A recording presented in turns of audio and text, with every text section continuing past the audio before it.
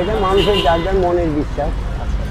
আমরা তো আর লোকজন রাখি না যে আসেন দেখেন এই ধরনেরও বলি না। সাধারণ মানুষই তো আসে, যার ঘিন করি আসে না। যারা বিনোদন পছন্দ করে তারাই আসে, যাদের মনের বিশ্বাস আছে তারাই আসে।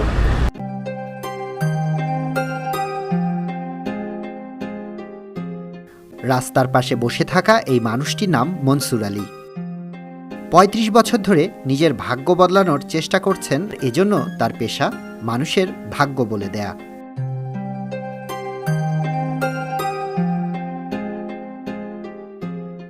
সাথে একটা টিয়া পাখি, সামনে সাজানো থরে থরে চিঠির খাম। টিয়া যে খামটি তুলবে ব্যক্তির ভাগ্যবন্দী সেই খামে। তার ভাগ্য গণনা পদ্ধতিটি অনেকটা এরকম। কোনো ব্যক্তি তার ভাগ্য জানতে চাইলে প্রথমে তিনি খাঁচা থেকে টিয়া পাখি বের করেন, বলেন এই নামে একটা চিঠি উঠাও। পাখিটি ঠোঁট দিয়ে একটি চিঠির খাম ধরে আবার খাঁচার মধ্যে চলে যায়।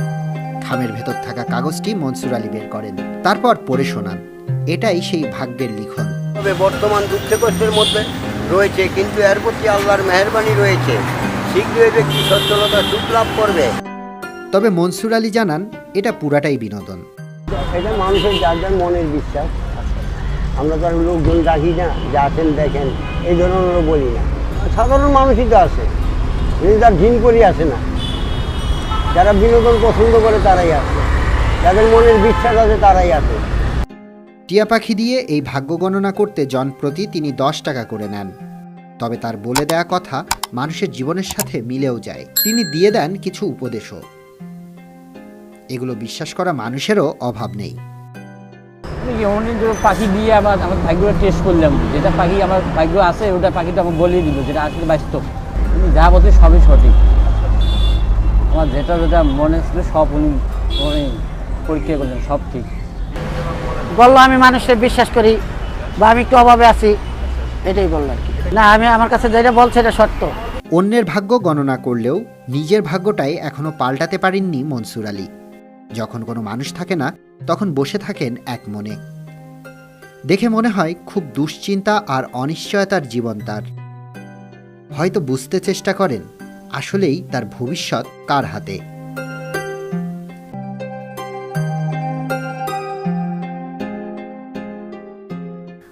বিশ্বাস অবিশ্বাস সম্পূর্ণই আপনার ব্যাপার। রাস্তা দিয়ে হাঁটছিলাম আর হঠাৎই চোখে পড়ল টিয়া পাখি দিয়ে ভাগ্য গণনা করা। আর দেরি না করে আমি সরাসরি টিয়া পাখির কাছে চলে গেলাম, টিয়া পাখির কাকার কাছে চলে গেলাম এবং কাকাকে দিয়ে একটি ভাগ্য গণনা করার জন্য একটা চিঠি উঠালাম।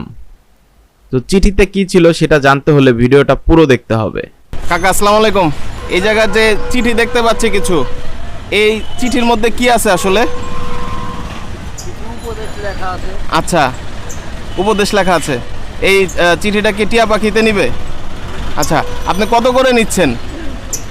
20 টাকা করে নিচ্ছেন। তো বন্ধুগণ, এখানে দেখতে পাচ্ছেন অনেকগুলো চিঠি। এই চিঠির মধ্যে আসলে অনেক কিছু লেখা আছে। বিশ্বাস অবিশ্বাস সম্পূর্ণই আপনার ব্যাপার। টিয়া পাখি বের হয়ে তারপরে হচ্ছে এই চিঠিটা বের করবে, তাই তো কাকা? আচ্ছা কাকা, একটা নেন তো।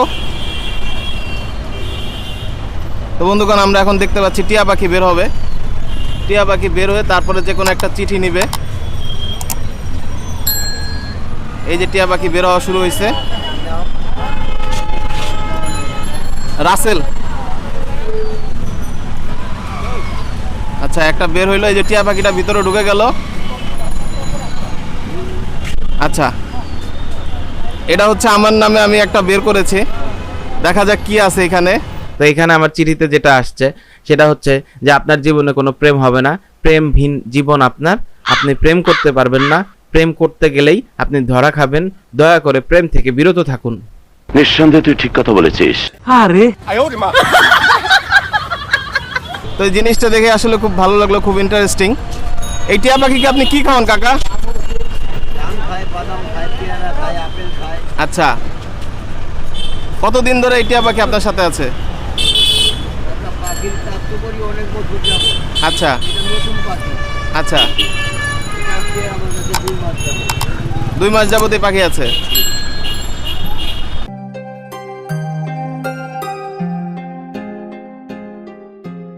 জি কিতার ব্যবসা মূলত এটা কিতার ব্যবসা এটা তো বাকি তুলিয়া দে ভালো মন্দ বুঝানি মানে আচ্ছা ফাঁকিটা একটু বাহর বানি মন্ডে একটু প্রবুদ্ধ বনের বসে তুলিয়া দিলে মন্ডে প্রবুদ্ধ এটা আগে আর ভাবছি এটা দিব দশক বছর আমি চললাম আর কি বুঝছেন।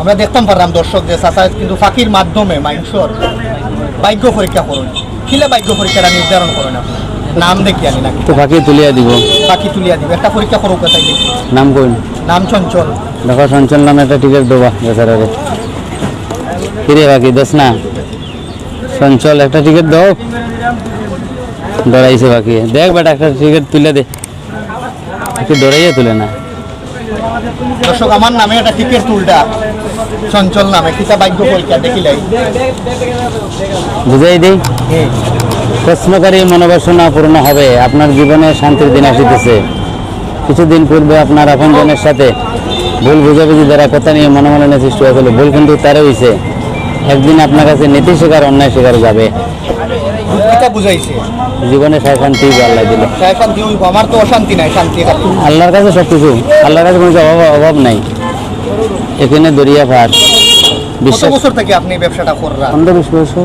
আনুমানিক কত টাকা রুচি হয় প্রতিদিন 200-200-300 টাকা 250-300 টাকা যদি আপনার মাধ্যমে পরীক্ষা করতে চান কোন জায়গায় তাইলে আপনারা পাইবা যদি আমার কোনো দর্শকে আপনার কাছে আইন পরীক্ষা লাগে তা আপনার কোন জায়গা পাইবা লোকেশনটা যদি কইতা আমার তো শ্রীমঙ্গলে বাসা বাড়ি শ্রীমঙ্গল কোন কোন জায়গাতে কোন কোন জায়গাতে আপনি বইন পয়েন্টগুলোর নাম কোবা ওই জায়গাতে বই আমি শ্রীমঙ্গল মেইন শহর শুক্রবারে জি আপনার নামটা যদি আবার বলেন জগদীশ বাবু বললাম জগদীশ বাবু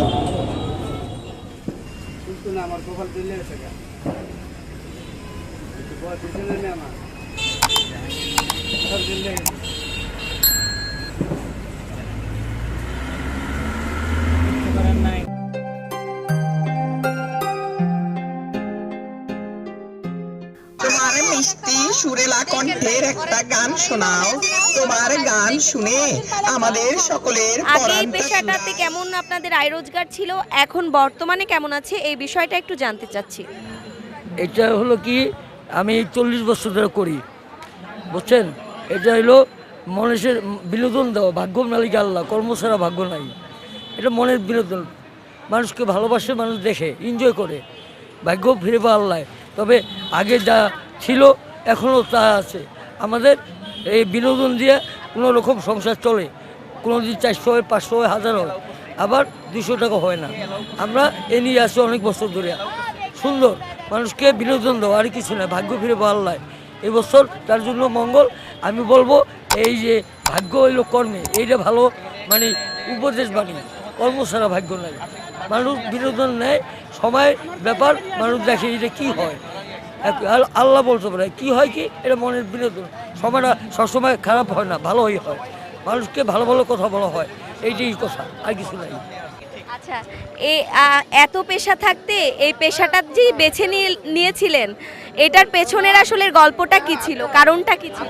কারণটা আমি চাকরি করতাম চাকরির পরে হ্যাঁ আমার এক ভাই করতো গুলিস্তান এখানে 2 টাকা করে নিত 2 টাকা চাকরি পরে 5টার পর ডিউটি সাইজ করে ওর দোকানে বসতাম হ্যাঁ এসে ওই বিকালবেলা আসতাম 6টায় বসতাম রাত 8টা পর্যন্ত 10-12 টাকা কাম করতাম গাড়ি ভাড়া হয়ে যেত চলে যেতাম ড্যামরা কথা বলছেন সময় কাটাইতাম আইয়া তারপর আস্তে আস্তে আর পেশাটা চাকরিও গেল এই পেশাটা সারতে পারলাম না বাংলাদেশের কালচার এটা হলো কালচার বাংলাদেশের একটা কালচার ভাগ্যর মালিক তো আল্লাহ বান্দর খেলা টিয়ার খেলা এবং সাপ খেলা এটি কালচার ধরে রাখছি এটাই লক্ষ্য আর কিছু না।